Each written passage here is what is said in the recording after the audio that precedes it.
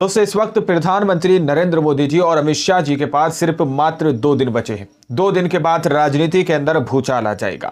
कुछ खबरें ऐसी भी सामने निकल के आ रही हैं कि हो सकता है बीजेपी सरकार गिर जाए, मोदी सरकार गिर जाए, क्योंकि जितने बड़े खुलासे यहाँ पर करने जा रहे हैं। केजरीवाल ने साफ तौर पर ऐलान किया है कि 2 दिन बाद बड़े खुलासे किए जाएंगे। क्या कुछ बड़े खुलासे किए क्या जाएंगे? हमारे साथ वरिष्ठ पत्रकार मौजूद हैं, अशोक वानखेड़े जी। उनकी इस रिपोर्ट को देखिए। नमस्कार, स्वागत है आपका न्यूज लॉन्चर पर। मैं हूं अशोक वानखेड़े, लेकर आया हूं आपका अपना कार्यक्रम द एक्सरे। पंजाब से खबर थी कि अकाली दल के वरिष्ठ नेता सुखबीर सिंह बादल पर गोली चली, बाल बाल बचे। गोली चली पंजाब में, लेकिन गूंज उठी दिल्ली के दिल्ली के विधानसभा में अरविंद केजरीवाल ने सीधा पंजाब के इस घटना को लेकर दिल्ली की केंद्रीय सत्ता को कटघरे में खड़ा कर दिया और ये बात कही कि आने वाले 2 दिनों में मैं ऐसे बड़े खुलासे करने जा रहा हूं जिसमें आपको पता पड़ेगा कि महाराष्ट्र में बीजेपी कैसी जीती। दरअसल मामला ये हुआ कि जब पंजाब में सुखबीर सिंह बादल जी के ऊपर गोली चली, उनकी जान तो बच गई, लेकिन पूरी बीजेपी, यानी जो अरविंद केजरीवाल ने आरोप लगाया है कि पंजाब पुलिस की वजह से एक बड़ा हादसा होते होते बच गया। मैं पंजाब पुलिस की तारीफ करता हूं। उन्होंने कहा कि ये बड़ा हादसा होता यदि पंजाब पुलिस मुस्तैदी नहीं दिखाती, लेकिन पंजाब को बदनाम करने की एक बड़ी साजिश हो रही है। इस घटना के बाद, सुखबीर सिंह बादल पे गोली चलने के बाद, पंजाब में कानून और व्यवस्था को लेकर सवाल उठने लगे हैं। भाजपा और पूरा मीडिया, गोदी मीडिया, मानो पंजाब सरकार पे टूट पड़ा है। पंजाब में आम आदमी पार्टी की सरकार है। पंजाब की एक घटना पर सवाल उठा रहे हैं, लेकिन दिल्ली में मर्डर फिरौती की कॉल आ रही है तो कह रहे हैं कि दिल्ली में ये कोई मुद्दा नहीं है, ये कोई मुद्दा नहीं है। गोदी मीडिया वाले कह रहे हैं 10-15 किलोमीटर के रेंज में सैकड़ों घटना हो रही है। क्या वीआईपी सुरक्षा जरूरी है और आम आदमी की सुरक्षा जरूरी नहीं है? अरविंद केजरीवाल ने अमित शाह पर निशाना साधते हुए कहा कि जब से अमित शाह गृह मंत्री बने, दिल्ली की कानून व्यवस्था का हाल बहुत बुरा हो चुका है। मैं बहुत दिनों तक चुप रहा, लेकिन अब नहीं। मैं दिल्ली के अलग अलग इलाकों में जा रहा हूं, जहां कहीं भी घटना घटती है मैं वहां जाके देख रहा हूं। दिल्ली की गली गली में आज नशा बिक रहा है। ये ड्रग कहां से आ रहा है वो मैं बता रहा हूं। दिल्ली में कई जगह पर बड़े नशे की बड़ी खेप मिली है। ये ड्रग गुजरात से आया था। गुजरात से आया था ये ड्रग। गुजरात नशे का हब बन गया है। अंकलेश्वर, बड़ोदरा में ड्रग की फैक्ट्रियां हैं। हजारों करोड़ के ड्रग मुंद्रा पोर्ट से पकड़ी गई है। बताइए। केजरीवाल ने कहा कि पिछले कुछ वर्षों में गुजरात में 2.5 लाख करोड़ की ड्रग पकड़ी गई। समुद्र के रास्ते ड्रग गुजरात पहुंचता है, वहां पर फैक्ट्री लगी है। ड्रग तैयार किया जाता है और पूरे देश में भेजा जाता है। पूरे देश में नशे पर कंट्रोल करने की जिम्मेदारी गृह मंत्री की है। बिल्कुल। गुजरात अमित शाह का होम स्टेट है। मुंद्रा पोर्ट अमित शाह के ही दोस्त की है, यानी अडानी की है। बिना सरकार की मिली भगत के ये ड्रग कारोबार संभव नहीं है। संभव नहीं है, बिल्कुल। है कि ये मिली भगत सरकार के टॉप लेवल से तो नहीं है। उन्होंने कहा कि मैं आज खुलासा करना चाहता हूं कि जब मैं सीएम बना तो मेरे ऊपर दबाव था कि दिल्ली की बिजली अडानी को सौंप दूं। मैंने ऐसा नहीं किया। अगर ऐसा कर देता तो आज दिल्ली वालों को मैं फ्री बिजली नहीं दे पाता। केजरीवाल कह रहे हैं बिजली का बिल चुका पाते, क्योंकि जहां जहां अडानी गए वहां बिलों में भारी बढ़ोतरी हुई। अब मुझे पता चल रहा है कि शायद इसलिए ही मुझे जेल भेज दिया गया था, क्योंकि मैंने अडानी को दिल्ली की बिजली नहीं सौंपी। 2 दिन बाद बड़ा खुलासा करूंगा, बताऊंगा। 2 दिन का टाइम, मोदी और शाह के पास 2 दिन का टाइम है। मेरे पास सबूत भी है, गवाह भी है। मैं बताऊंगा कि महाराष्ट्र में ये कैसे जीत गए।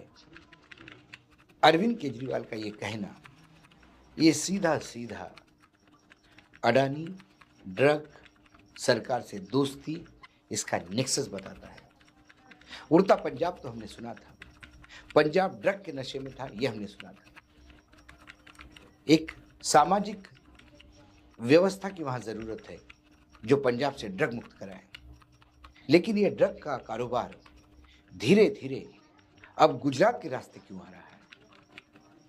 मेरी जो कई ऐसे लोगों से बात होती है कि जो पहले रॉ में काम कर चुके हैं, बहुत सारे, क्योंकि पत्रकारिता में 30 साल दिल्ली में रहने से विभिन्न अधिकारियों से अपने लेवल पे एक वैयक्तिक दोस्ती भी होती है। खासकर अफगानिस्तान में जब तालिबान की सरकार बनी तो अफगानिस्तान और पाकिस्तान बॉर्डर पे जो ड्रग की रिफाइनरियां लगी थी वो संकट में आ गई। ये पाकिस्तान के साथ दुर्भाग्य भी है, जो बड़े नेता वहाँ नेता बन जाते हैं, जो बड़े व्यक्ति जब नेता बन जाते हैं, सत्ता का पावर उनके पास आता है, तो फिर एक ड्रग की रिफाइनरी वो भी खोलते हैं, क्योंकि इससे ज़्यादा पैसा किसी में नहीं। लेकिन जब तालिबान ने अपनी शिकंजा कसा तो फिर ड्रग उस रिफाइनरी में जाना बंद हो गया करीब करीब। पाकिस्तान और तालिबान का वैसा भी टकराव लगातार बढ़ ही रहा है। ऐसे में ड्रग वाले अपना धंधा तो बंद नहीं करते, उन्होंने समुद्री रास्ते से गुजरात से ड्रग का प्रवेश किया। नहीं तो पहले पाकिस्तान में रिफाइन होके फिर राजस्थान से होते हुए जो फिर मंदसौर, रतलाम, मुंबई वाला जो रूट था, या फिर मध्य प्रदेश से दक्षिण भारत की तरफ जो रूट था, उस रूट पे ये ऑपरेट करते थे। अब सीधा सीधा सी पोर्ट पे आता है, वहाँ से मुंबई जाता है। वहाँ पे भी गुजरात में भी रिफाइनरियाँ लगी हैं, जैसे कि लगातार सूचनाएं मिल रही हैं। और मुंबई में भी छोटे छोटे घरों में छोटे छोटे लेवल पे रिफाइनरियाँ बिक रही है, और उससे फिर आगे पूरे देश में माल जाता है। पूरे देश के अंदर इस तरह से ड्रग्स मामला फैला है, बहुत बड़े खुलासे जो है केजरीवाल करेंगे। दिल्ली ड्रग कैपिटल बनता हुआ दिखाई देता है, तो ये बहुत ही भयावह सूचना है। जब मैं एक्सरे से देखता हूँ, ये मात्र सुखबीर सिंह बादल पे जो गोली चली, मामला वहाँ तक सीमित नहीं आता। ये गोली क्यों चली, क्या खालिस्तानी इसमें थे, या पंजाब सरकार को बदनाम करने की ये साजिश थी? और ये सब भी नहीं थे तो फिर यदि बीजेपी बुरी तरह से टूट पड़ रही है बीजेपी गोलियां चलने पे, तो फिर भाजपा शासित राज्य में क्या हो रहा है? क्या हो रहा है? दिल्ली भले ही आम आदमी पार्टी की सरकार हो, लेकिन यहाँ की पुलिस केंद्रीय गृह मंत्रालय के अंडर आती है। गृह मंत्रालय, क्योंकि दिल्ली को आधा दर्जा है, वही आधा दर्जा जम्मू कश्मीर को भी है। वहाँ की भी पुलिस केंद्र के अधीन है और सीधा एलजी के थ्रू ऑपरेट होती है। यदि दिल्ली में अपराध बढ़ रहे हैं, इस अपराधों के लिए कहीं ना कहीं केंद्र जिम्मेदार है। केंद्र जिम्मेदार है, बिल्कुल। कि दिल्ली में ड्रग बहुत भटक रहे हैं, तो फिर ये दिल्ली के लिए संकट की घड़ी है। कुल मिलाकर ड्रग, अडानी, सरकार, केजरीवाल, विरोधी पक्ष, क्या एक कोई नेक्सस बनता हुआ दिखाई देता है? केजरीवाल ने जो आरोप किए, यदि हम उसको सही माने तो ये नेक्सस बनता हुआ दिखाई देता है। लेकिन यदि केजरीवाल के आरोप मात्र राजनीतिक है, तो फिर उन्हें आने वाले कुछ दिनों में इसके प्रूफ देने होंगे। मात्र आरोप लगाने से बात नहीं होगी। तो जब केजरीवाल ने कहा कि मैं 2 दिन में सबूत दूंगा, और ये भी कहा कि मैं महाराष्ट्र की जीत के बारे में भी बताऊंगा, महाराष्ट्र में आज शाम को ही शपथ विधि होने जा रहा है, जहाँ मुख्यमंत्री देवेंद्र फडणवीस होंगे, 2 उप मुख्यमंत्री होंगे, एकनाथ शिंदे, अजित पवार, और सरकार वहाँ कामकाज शुरू करेगी। 230 की भारी मैंडेट मिलने के बाद महाराष्ट्र के अंदर की मैंडेट जो 230 मिली है, पूरा महाराष्ट्र के सब मतदाता एक दूसरे को पूछ रहे कि हो क्या गया है, हो क्या गया, किस तरह से सारा खेल पलट गया महाराष्ट्र का। कई जगह मॉक पोलिंग की ड्रिल भी हो रही है, कई बातें हम लगातार आपके सामने आ रही हैं। लेकिन क्या उसमें भी अडानी फैक्टर है? महाराष्ट्र में शरद पवार कहते हैं कि भयावह पैसा चला है। क्या धन पशुओं ने अपना पैसा खोल किया था? 9 धन पशु जो बने हैं, जो सरकार का समर्थन करते, क्या उन्होंने पैसा दिया?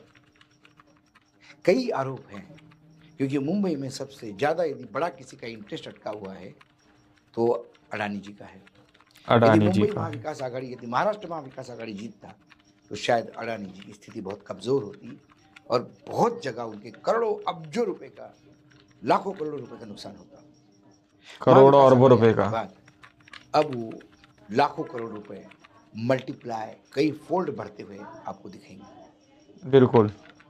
मुंबई, गुजरात ड्रग, पंजाब ड्रग, आम आदमी पार्टी, केंद्र सरकार, ये सारा मुझे इस एक्सरे से बिखरा हुआ दिखाई देता है। केजरीवाल जी ने वादा किया है कि वो सारी कड़ियों को जोड़ के प्रूफ के साथ कुछ दिनों में साथ में रखेंगे। दोस्तों, आप लोगों ने इस वीडियो को शुरू से आखिर तक देखा। वीडियो के अंदर साफ तौर पर बताया गया कि 2 दिन बाद अरविंद केजरीवाल बड़े खुलासे करेंगे। और वीडियो के स्टार्टिंग में मैंने कहा कि मोदी सरकार गिर सकती है अगर कुछ ऐसा उसके अंदर पाया गया, कुछ ऐसी इलीगल एक्टिविटी पाई गई जो कि भारत के संविधान या भारत के कानून का उल्लंघन करती है, तो हो सकता है ऐसी स्थिति पैदा हो जाए कि मोदी सरकार गिर जाए। दोस्तों, यहाँ पर ड्रग्स के मामलों को लेकर जो है खुलासे करने की बात कही जा रही है। पंजाब के अंदर जो गोली चली, गोलीकांड हुआ, उस पर खुलासे की बात की जा रही है। तो बहुत कुछ खबरें सामने निकल कर आ सकती हैं और दावा किया जा रहा है कि ये 2 दिन पूरी बीजेपी पार्टी के लिए क़यामत की तरह गुजर सकते हैं और इन 2 दिनों के अंदर कुछ भी हो सकता है। दोबारा अरविंद केजरीवाल को जेल के अंदर भी डाल दिया जाए, उनके ऊपर दबाव बनाया जाए किसी भी तरह का। जिस तरह से वो कह रहे हैं कि हमारे ऊपर दबाव बनाया गया था कि ये अडानी को दे दिया जाए बिजली का जो भी सिस्टम है सारा। बाकी आप लोगों ने यहाँ पर अशोक वानखेड़े जी की इस रिपोर्ट को पूरा देखा सुना। आप लोग क्या सोचते हैं, क्या समझते हैं, अपनी राय कमेंट सेक्शन में जरूर दीजिएगा। मिलते हैं अगली वीडियो में, जब तक के लिए जय हिंद, जय भारत।